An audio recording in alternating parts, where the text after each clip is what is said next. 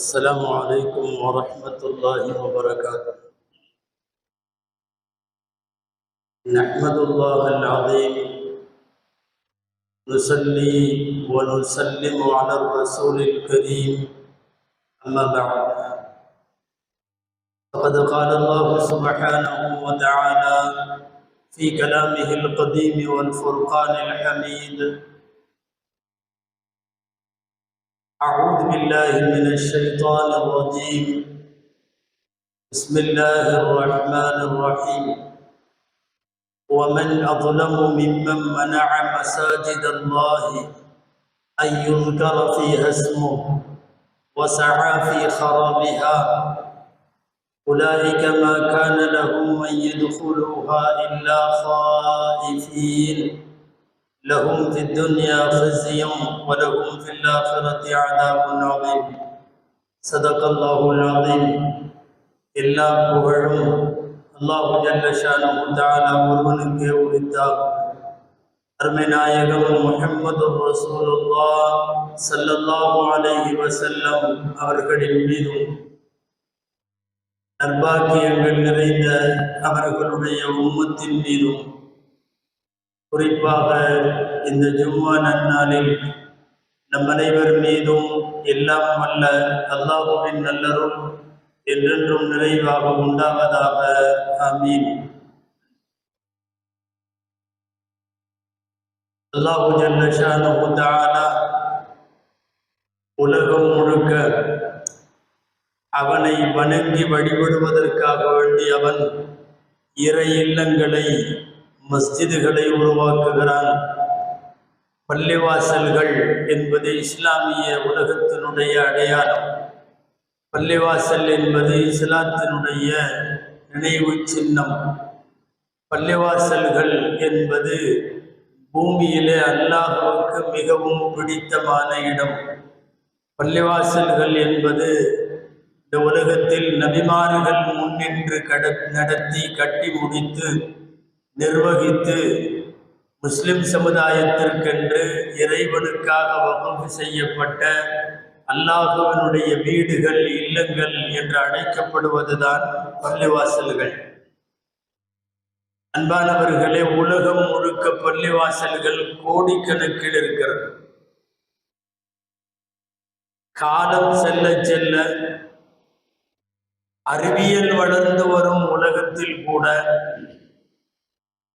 மூட நம்பிக்கைகள் எல்லாம் ஒழிக்கப்பட்டு விஞ்ஞான ரீதியான சிந்தனைகள் வளரத் தொடங்கி இருக்கிற காலத்திலும் கூட பல்வேறு மத ஆலயங்களும் வழிபாட்டு தலங்களும் காற்று வாங்க துவங்கிவிட்ட இந்த பொழுதில் கூட உலகத்தில் பள்ளிவாசல்கள் பெருகிக் கொண்டே இருக்கிறது. ஒவ்வொரு நாளும் உலகத்தில் ஏதாவது ஒரு மூலையில் ஒரு பள்ளிவாசல் ஒன்று புதிதாய் கட்டப்படுகிறது, இடம் வாங்கப்படுகிறது, விஸ்தீரணம் செய்யப்படுகிறது, விரிவாக்கம் செய்யப்படுகிறது. பழைய பள்ளிவாசலை இடித்து புதுப்பித்து புனரமைப்பு பணிகள் நடைபெறுகிறது. மொத்தத்தில் உலகம் முழுக்க பள்ளிவாசல்களின் பெருக்கமும் அதனுடைய எண்ணிக்கை அதிகமாகுவதும் இன்றளவும் நடந்து கொண்டிருக்கிறது. அந்த அடிப்படையில் உலகத்திலே ஏராளமான நாடுகளில் வசிக்கிற முஸ்லிம்களின் தேவைகளுக்கு ஏற்ப புதிதாய் பள்ளிவாசல்கள் உருவாகி கொண்டிருக்கிறது. அந்த அடிப்படையில் இந்தியாவில் லட்சக்கணக்கான மஸ்ஜிதுகள், உலகத்திலேயே முஸ்லிம்கள் அதிகம் வாழுகிற நாடு என்று சொல்லப்படுகிற இந்தோனேசியாவிலே சுமார் 7.5 லட்சம் பள்ளிவாசல்கள் அந்த நாட்டிலே இருக்கிறது. உலகத்தில் அந்த நாட்டுக்கு அடுத்தபடியாக அகில உலக அளவில் பள்ளிவாசல்கள் அதிகமாக இருக்கிற எண்ணிக்கையில் இந்தியா 2வது இடம். 6 லட்சம் பள்ளிவாசல்களை இந்தியாவிலே நாம் தாண்டி இருக்கிறோம். முஸ்லிம் நாடு என்று சொல்லப்படக்கூடிய அதிகமாக முஸ்லிம்கள் வசிக்கிற பாகிஸ்தானிலே கூட 3 லட்சம் பள்ளிவாசல்கள் தான். அதை விட டபுள் மடங்கு இந்தியாவிலே 6 லட்சத்திற்கும் மேற்பட்ட பள்ளிவாசல்கள் சமீபத்திய கணக்கெடுப்புப்படி.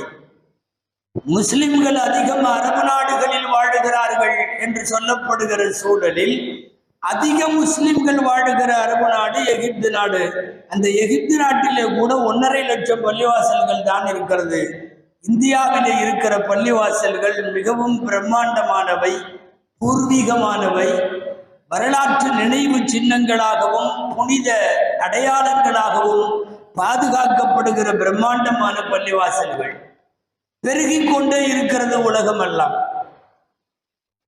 1923 வரைக்கும் அமெரிக்காவிலே பள்ளிவாசல்கள் இல்லை. அமெரிக்காவினுடைய வரலாறு பள்ளிவாசலே கிடையாது.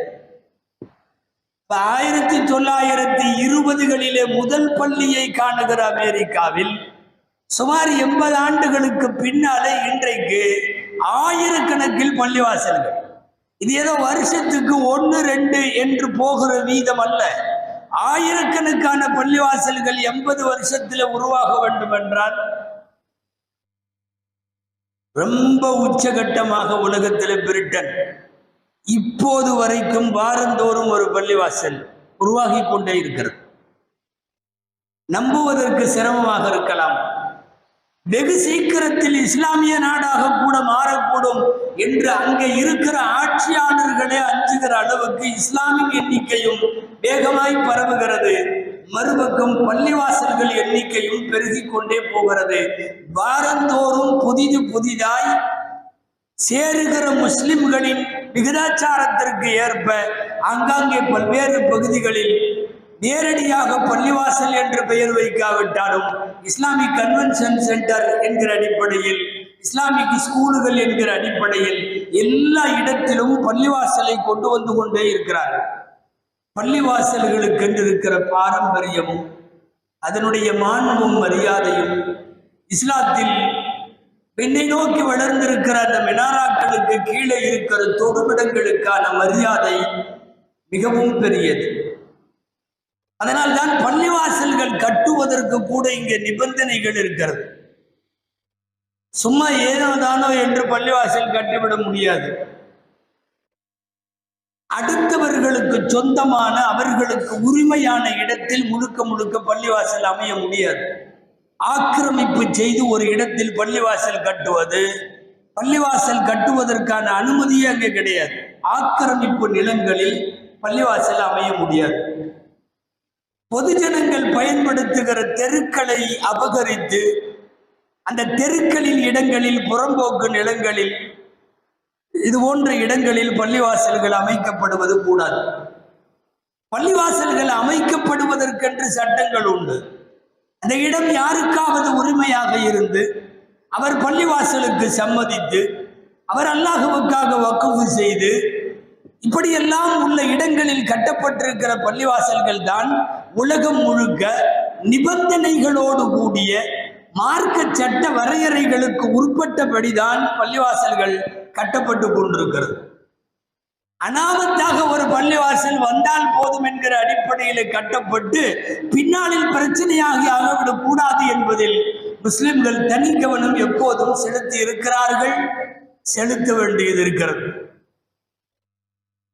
நமக்கெல்லாம் தெரியும், உலகத்தினுடைய மதீனத்துன் நபவியிலே இருக்கிற மஸ்ஜிதுன் நபவி பள்ளிவாசல் பெருமானார் ஸல்லல்லாஹு அலைஹி வஸல்லம் மதீனாவிற்கு பிரவேசித்த போது, அங்கே அவர்கள் பள்ளிவாசல் கட்ட எத்தனித்த போது 2 எத்தீமான சிறுவர்களுக்கு சொந்தமான இடம், அவர்கள் முழு மனதோடு நாங்கள் பள்ளிவாசலுக்கு இலவசமாக இந்த இடத்தை தருகிறோம் என்று சொன்ன போது நபிகள் ஸல்லல்லாஹு அலைஹி வஸல்லம் வேண்டாம் என்று மறுத்துவிட்டார்கள். எத்தீமான 2 சிறுவர்களின் இடங்களை முஹம்மது கேட்டு பெற்று வாங்கி கட்டிவிட்டார் என்று பின்னாட்களில் ஏதாவது ஒரு சுடுசொற்கள் விமர்சனங்களாய் தகாத வார்த்தைகளால் விமர்சிக்கப்பட்டு விடலாம் என்றெண்ணியோ என்னவோ வாங்க மறுத்து விட்டார்கள். அபூபக்கர் ரலியல்லாஹு அன்ஹு அவர்களை அழைத்து உரிய விலை பேசி அந்த இடத்திற்குள்ள காசை அந்த 2 சிறுவர்களுக்கு கொடுத்து அதற்கு பின்னாலே தான் மஸ்ஜிதுன் நபவி அமைக்கப்பட்டது என்ற வரலாறு நமக்கு தெரியும். யாருடைய இடத்திலும் ஆக்கிரமித்து பள்ளி கட்டக்கூடாது என்பது பள்ளிவாசல் கட்டுவதன் விதிமுறைகளிலே இருக்கிற காரணத்தால் இஸ்லாமியர்கள் அல்லாஹ்வுக்காக கட்டப்படுகிற அந்த பள்ளிவாசல்களை அடுத்தவர்களிடம் ஆக்கிரமித்து ஒருபோதும் செய்ய மாட்டார்கள். இந்தியாவிலே அப்படி செய்ததாய் ஒரு அரசியல் சமீப காலமாக சுமார் 30-40 வருஷமாக இந்த மண்ணில், அதாவது முன்னெப்போதும் எந்த காலத்திலும் எழாத பிரச்சனைகள் பள்ளிவாசல்களை ஒட்டி சமீப காலங்களில் எழத் துவங்கியிருக்கிறது. இதற்கு ஆரம்ப சுழி போட்டது பாபரி மஸ்ஜித். இந்த பள்ளிவாசல் இடிக்கப்பட்ட டிசம்பர் 6 இன்றைய தினம். சுமார் 500 வருஷங்களுக்கு மேல் வழிபாட்டு தலமாக இருந்த ஒரு பள்ளிவாசல், இது கோவிலாக இருந்தது.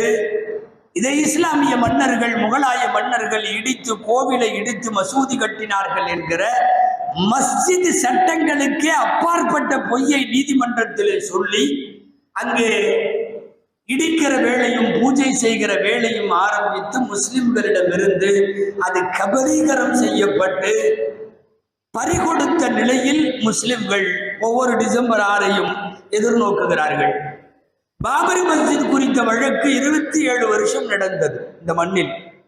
இந்தியாவிலே நீண்ட நெடுங்காலம் இழுத்து இழுத்து சாட்சியங்கள் விசாரிக்கப்பட்டு தீர்ப்பு வழங்கப்பட்ட அநேகமாய் வழக்கு இந்த ஒன்றாகத்தான் இருக்கும். 27 வருஷம் பன்னூற்றுக்கணக்கான சாட்சிகள் விசாரிக்கப்பட்டு பல நூறு வக்கீல்கள் நின்று வாதாடி கடைசியாக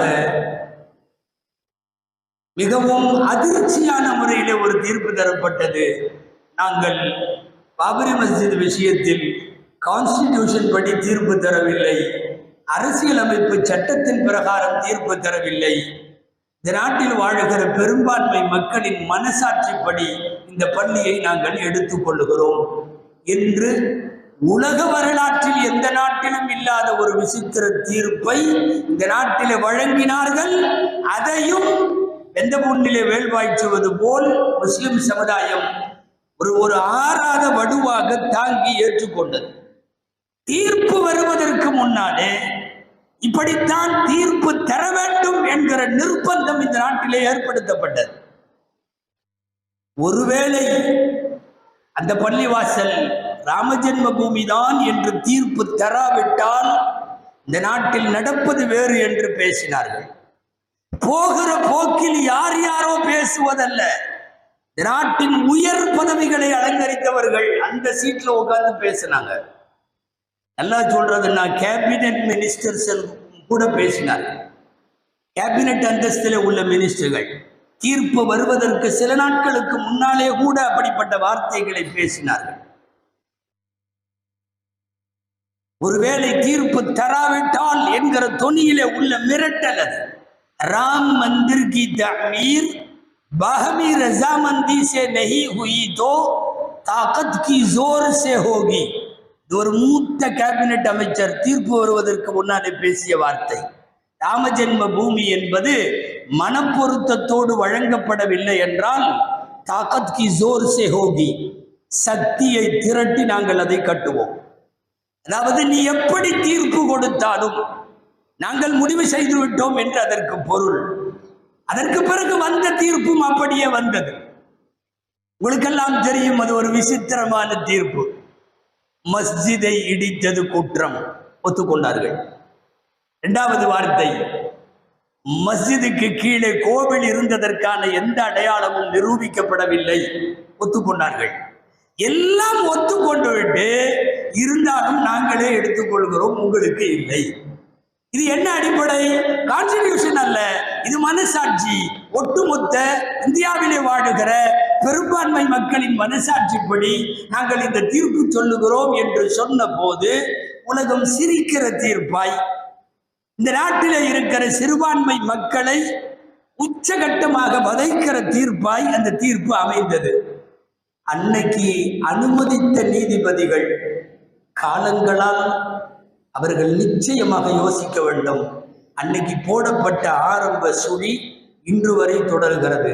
நினைத்தவனெல்லாம், நினைத்த மஸ்ஜிதுகளை எல்லாம் இது கோவிலாக இருந்தது என்று வழக்கு தொடர ஆரம்பித்தார்கள். அயோத்தி முடிந்த உடனேயே, ஏன் முன்னாலேயே சொன்னார்கள், காசியும் இப்படித்தான், மதுராவும் இப்படித்தான் என்று வரிசையாக பள்ளிவாசலை சொன்னார்கள். அவர்கள் பட்டியலிலே 3000 மஸ்ஜித் இருக்கிறது. 3000 மஸ்ஜிதும் சுமார் 300-400 வருஷங்களாக மிகப்பெரிய அளவில் வரலாற்று பாரம்பரியம் கொண்ட பள்ளிவாசல்கள். அந்த பள்ளிவாசல்கள் அனைத்துமே கோவில்கள் தான். நாங்கள் வழக்கு தொடருவோம் என்று இந்தியா நீதிமன்றங்கள் ஃபுல்லா இப்போ ஏகப்பட்ட மசூதிகள், கோவில்கள் ஆய்வு செய்து தொல்லியல் துறை மூலமாக, ஆர்கிடெக்டுகள் அந்த குழு மூலமாக ஆய்வு செய்து இது நிரூபிக்கப்பட வேண்டும் என்கிற வழக்கு எல்லா பக்கம் இருக்கிறது. அதனுடைய நீட்சி நிறைய வருகிறது. இப்போதும் நீதிமன்றத்தில் நிலுவையில் இருக்கிற போன வருஷம் 2023 ஞானவாபி பள்ளிவாசலை அவுரங்கசீப் அதை கோவிலாக இருந்ததை இடித்து பள்ளி கட்டினார் என்ற ஒரு புனைவு என்கிற ஒரு புனையப்பட்ட வழக்கு நீதிமன்றத்தில் இருக்கிறது. இப்போது கடந்த வாரம் வரை யூபியிலே இப்படிப்பட்ட நிகழ்ச்சிகளும் அதை ஒட்டிய கலவரங்களும் படுகொலைகளிலும் நாம் பார்க்கிறோம். கடைசியாக இந்த வாரத்தில் அஜ்மீர் தர்கா கூட கோவில் தான் என்று கொண்டு போய் வழக்கை வைத்திருக்கிறார்கள். இது தொடரும். அவர்களை பொறுத்தவரை 3000 மஸ்ஜிதுகளை கோவில்கள் என்று நீதிமன்றங்களில் எப்படி தீர்ப்பு பெறுவார்களோ அவர்கள் தயார் நிலையிலேயே இருக்கிறார்கள். இதுக்கெல்லாம் ஆரம்ப சுழி போட்டது பாபரி மஸ்ஜித். இந்த டிசம்பர் 6 இன்றைய தினம் அதை நினைக்கிற போதெல்லாம் இந்தியாவில் இருக்கிற வழிபாட்டு தலங்களுக்கு பாதுகாப்பு இனிமேல் இருக்காது என்கிற ஒரு புதிய மத வெறி அத்தியாயத்தை உருவாக்கியது ஆரம்பத்திலே பாபரி மஸ்ஜித் தான். எந்த அடிப்படையில் நீதிமன்றங்கள் போய் வழக்கு கொடுத்த உன்ன தோண்ட சொல்றாங்கன்னு தெரியல. இது மசூதி அல்ல, இது கோவில் தான். வழக்கு போடுவாங்க. போட்ட அடுத்த 1 மணி நேரத்தில் ஆய்வு செய்யுங்கள் அப்படின்னு தீர்ப்பு வருகிறது. 1991 இந்தியாவிலே நிறைவேற்றப்பட்ட மிக முக்கியமான வழிபாட்டு தலங்கள் பாதுகாப்பு சட்டம்னு ஒரு சட்டம். எல்லா வழிபாட்டு தலங்களுக்கும், அது கோவில்களானாலும் கிறிஸ்தவ தேவாலயங்களானாலும் மஸ்ஜிதுகளானாலும் எல்லாத்துக்கும் பொருந்தும். என்னன்னா 47 நாடு சுதந்திரம் பெறுகிற போது யார் யார்கிட்ட எது கைவசம் இருந்ததோ அது அப்படியே தொடரும். 47 ஒரு இடம் பள்ளிவாசல் என்றால் அது பள்ளிவாசல் தான். அதுக்கு பிறகு அது கோவிலும் அல்ல, தேவாலயம் அல்ல. 47 சுதந்திரம் பெறுகிற போது ஒரு இடம் சர்ச் என்று சொன்னால் அது சர்ச் தான். அது இனிமேல் மசூதியாக முடியாது, கோவிலாக முடியாது. 47 சுதந்திரம் பெறுகிற போது யார் யாரிடம் என்னென்ன வழிபாட்டுத்தனம் கையில இருந்ததோ அந்த நிலை தொடரும் என்கிற அந்த பாதுகாப்பை, வேடிக்கை என்னன்னா இதை மீறுறது தனி மனிதர்கள் அல்ல, நீதிமன்றமே மீறுது. நீதிமன்றமே மீறுகிறது. போய் யாராவது ஒருத்தர் இந்த மசூதி அல்லது இந்த சர்ச்சு இது கோவில் என்று வழக்கு தொடுத்தால் தொடுத்த உடனே மாறுகிறது, காட்சிகள் மாறுகிறது, ஆய்வுக்கு உத்தரவிடுகிறார்கள். அப்பன்னா 91 வழிபாட்டுத்தல பாதுகாப்பு சட்டம்ங்கிறது அர்த்தம் இல்லாதவெல்லாம் இருக்குது. கடந்த 15 நாட்களுக்கு முன்னாலே அப்படி ஏற்பட்டதுதான் உத்தரப்பிரதேசத்தினுடைய சாம்பல் பகுதி. சாந்தோசி மஸ்ஜித் சொல்லி 500 வருஷம் பழமையான மஸ்ஜித், ஷாஹி ஜும்மா மஸ்ஜித். அது சம்பந்தமாக ஒரு வழக்கறிஞர் வழக்கு தொடுக்கிறார். கட்டணது பாபருடைய காலம், கட்டி முடிக்கப்பட்டு 500 வருஷம் தாண்டி விட்டது. உத்தரப்பிரதேசனுடைய கவர்மெண்ட் கெசட்ல இது புராதனமான வரலாற்று சின்னம், இது மசூதின்னு தான் கெசட்ல இருக்கு. அதாவது ஹெரிட்டேஜ்ல பாரம்பரிய சின்னங்களை பாதுகாக்கிற இதுல அந்த பள்ளிவாசலிடம் இடம்பெற்றிருக்கிறது. இதுல என்னன்னா இப்ப 15 நாளைக்கு முன்னாடி ஒரு நவம்பர் 19 ஒரு குறிப்பிட்ட மதவாத அமைப்பை சார்ந்த யாரோ ஒரு வழக்கறிஞர் வழக்கு தொடுக்கிறார். 19 காலையில 10 மணிக்கு வழக்கு வருகிறது. என்ன வழக்கு தெரியுமா? இது ஜாமியா மஸ்ஜித், ஷாஹி ஜாமியா மஸ்ஜித். இது மஸ்ஜித் அல்ல, இது முன்னால கோவிலா இருந்துச்சு. 500 வருஷத்துக்கு முன்னாடி மாத்திட்டாங்க. 500 வருஷத்திற்கு முன்னாலே மாற்றினார்கள் என்கிற பிரம்மாண்டமான ஒரு கேஸ். 10 மணிக்கு கேஸ் வருகிறது. 11 மணிக்கு வழக்கை எடுத்துக் கொள்ளுகிறார்கள். 12 மணிக்கு ஆய்வு நடத்தலாம் என்று தீர்ப்பு தருகிறார்கள். 1 மணிக்கு ஒரு ஆய்வு ரெடியா ஒரு குழு அங்க இடத்திற்கு போய்விட்டது. இது எவ்வளவு வெல் பிளான்டா, என்ன இது எந்த அடிப்படையில சாத்தியமாகும்? நீங்களோ நானோ ஒரு வீட்டை கொண்டு போய் 600 ஸ்கொயர் ஃபீட் வீடு, இது எனக்கு சேர்ந்தது உனக்கு சேர்ந்ததுன்னு நம்ம சண்டை போட்டாவே அது விசாரணைக்கு அது ஆய்வுக்கு போய் எவ்வளவு காலமாகும்? 10 மணிக்கு வழக்கு வருகிறது. இது பள்ளிவாசல் அல்ல, கோவில். 11 மணிக்கு விசாரணைக்கு உத்தரவிடப்படுகிறது. அடுத்த ஒரு சில மணி நேரங்களில் பள்ளிவாசலிலே ஒரு குழு போய் நாங்கள் தோண்டி பார்க்கிறோம் என்று ஆய்வுக்கு இறங்குகிறார்கள். தீர்ப்பு வழங்கிய 5வது நாள் 24 ஒரு பெரிய குரூப் போகுது. இந்த பள்ளிவாசல் கோவில் தான் என்று சொல்லியும் மேற்கொண்டு ஆய்வு நடத்த போகிறோம் என்று ஆயுதங்களோடு போன போது அந்த பகுதியில் நீண்ட காலமாக தொழுது வருகிற முஸ்லிம்கள் குறுக்கே வந்து, ஏன் வந்திருக்கீங்க, எதுக்கு வர்றீங்க, எங்களுடைய பள்ளிவாசல் என்னன்னு சொல்லுங்க என்று விவரம் கேட்க துவங்கி பேச்சுவார்த்தை முற்றி கலவரமாக வெடித்து காவல்துறையால் போன குழுவுக்கோ எதிர்த்தரப்புக்கெல்லாம் இன்னமும் ஆகல 5 முஸ்லிம்கள் படுகொலை செய்யப்பட்டார்கள். ஷாஹி ஜாமியா மஸ்ஜிதினுடைய வாசல்லையே. அத்தனையும் படுகொலை செய்தது காவல்துறை. இந்த நாடும் அந்த நாட்டினுடைய மாநில அரசும் இந்த போங்கிலே நீண்ட காலமாக செயல்படுகிறது. 5 பேர் படுகொலை. என்ன தெரியுமா? நவம்பர் 24 இப்போ ஒரு 10 நாளைக்கு முன்னாடி, நீங்கள் எதனால் எங்களுடைய பள்ளிவாசலுக்கு இப்படி குழுவாக வருகிறீர்கள் என்று கேட்டதற்கு, பொதுவாக இது போன்று வழக்கு வருகிற போது என்ன நடைமுறை வேண்டும்? எதிர்த்தரப்பை கூப்பிட்டு விசாரிக்க வேண்டும். அந்த பள்ளியின் நிர்வாகிகள் வாருங்கள், அங்கு அந்த பகுதியை சார்ந்த உலமாக்கள் வாருங்கள், அந்த பகுதிகளை சேர்ந்த காசிகள் வாருங்கள், அந்த பகுதிகளை சேர்ந்த இஸ்லாமிய அமைப்புகளுடைய பிரதிநிதிகள் வாருங்கள், நோட்டீஸ் கொடுக்கப்பட வேண்டும். எதுவுமே இல்லை. 10 மணிக்கு வழக்கு போட்டால் 12 மணிக்கு வழக்கு முடிந்துவிடும். தாராளமாக அந்த பள்ளிவாசலை நீங்கள் தோண்டி ஆய்வு செய்யலாம் என்று உத்தரவு வருகிறது என்றால் எதிர்த்தரப்பையே விசாரிக்காம, இதா தகாதா அலைக்க ரஜுலானி, ரசூலுல்லாஹ்வுடைய ஹதீஸ், இதா தகாதா அலைக்க ரஜுலானி ஃபலா தக்தி லில் அவ்வலி ஹத்தா தஸ்மஅ கலாம் அல் ஆகர்.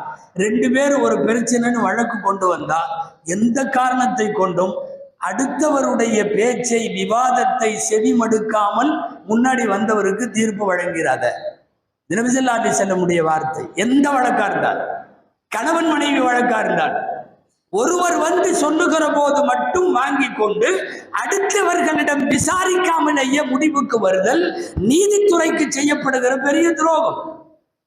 இன்னமும் இந்த நாட்டினுடைய பொதுஜன மக்களுக்கு விளங்கவே மாட்டேங்குது. என்னன்னா, முன்னாடி இருக்கிற முகலாய மன்னர்கள் இந்துக்களுக்கு கோவில்களுக்கு மானியமாக ஏக்கர் கணக்கில் நிலம் கொடுத்துருக்காங்களாம். அது எல்லாமே இன்னைக்கு வரைக்கும் பட்டா, அந்த பத்திரம், ஃபர்மான் பத்திரம்னு பேர், முகலாயர் காலத்தில் கொடுத்தது.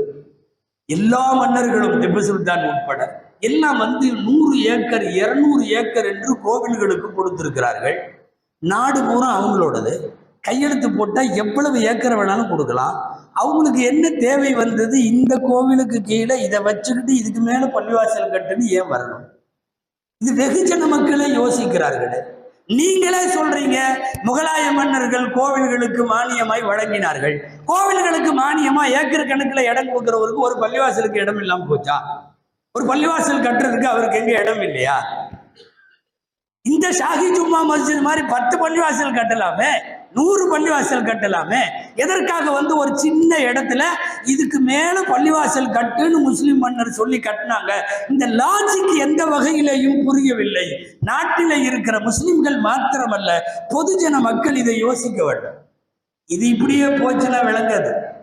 அதாவது 47 நேரத்தில் இருந்த மாதிரி அவங்கவுங்களுக்கு சொந்தம்ங்கிற அந்த வழிபாட்டுத்தல பாதுகாப்பு சட்டத்தை தாண்டி இந்த பள்ளிவாசலும் கோயில், இந்த பள்ளிவாசலும் கோயிலுன்னா சுருக்கமா இந்தியாவிலே பள்ளிவாசல்கள் இருக்கக்கூடாது அப்படிங்கிறது தான் அதனுடைய கருத்து.